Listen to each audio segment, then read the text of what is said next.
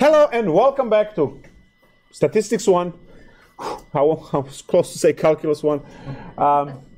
Conditional probability. So we are going to continue exploring contingency tables.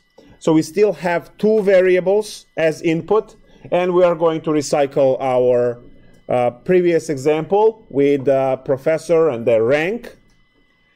And I'm going to also use the other examples, let's say deck of cards, or maybe we take something with sharks or whatever, and surfers on the other end. Oh, I have some of these numbers missing, so that's 3, 125.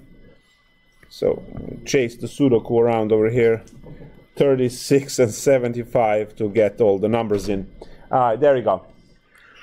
So now we are going to talk about conditional probability, and we are going to introduce the these events. So now I'm going to have this called R1, R2, R3, R4 as rank, and A1, A2 like a sauce, right? Steak sauce. A3, A4. A5, that's for age. So these are the ones, the events, right?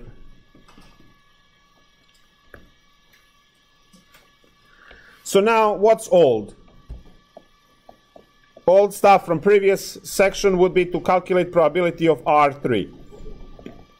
Right? What is the probability of R3? So we calculated probability of R3, which was marginal probability, because we just want to know the probability that someone is assistant professor. And that was 320 over 1164.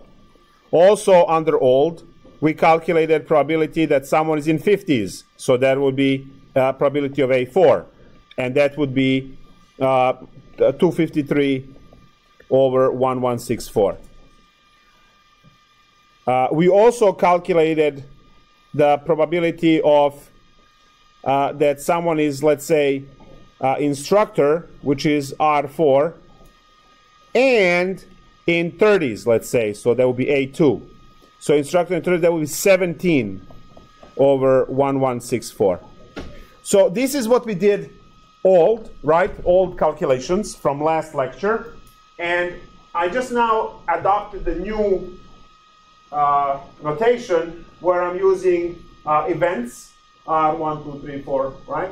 And then for variable A and the variable R, which is the rank, I have R1 through R4. So now when I say what's the probability of R3, I want to find the probability that someone is assistant professor. But now we want to learn about conditional probability.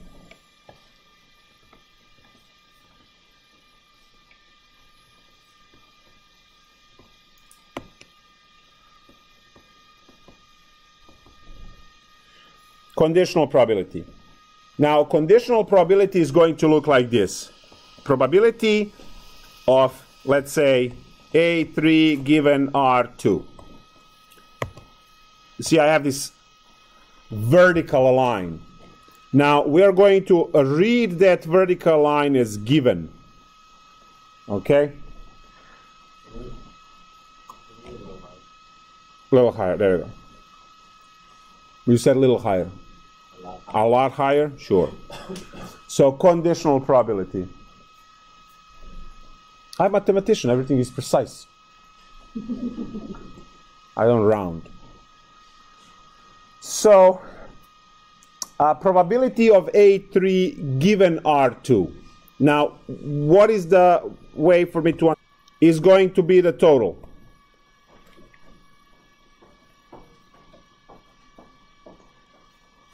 And then A3 is the A3 cell in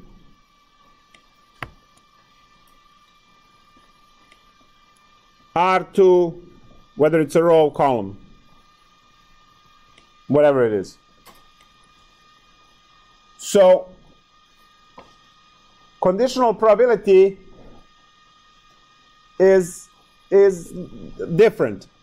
we do not use grand total. So let me put that here in block. No grand total. Okay? So now, what is my probability of A3 given R2? Well, R2 is always the denominator, right? So, well, because I put R2. So what's my R2? My R2 is 381. So this is the total of R2. In parentheses, total of given. Right? Given, column or a row. We can swap this. And then I just go in the R2 column and find where is A3. And A3 is right here.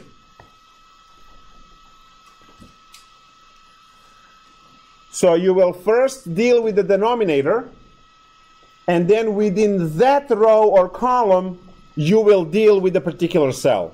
So I have 125.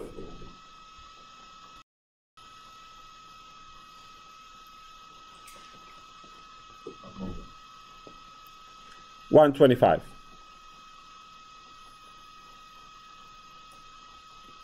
So let's practice this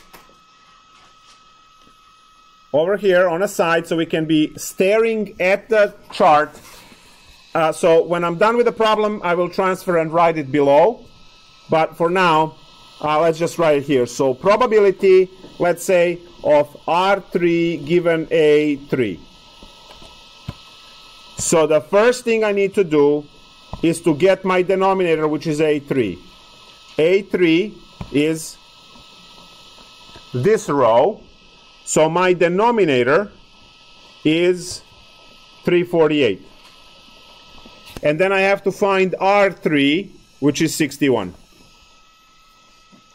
Are we all bueno on that? So I want to find the probability of R3 given A3. Now, when I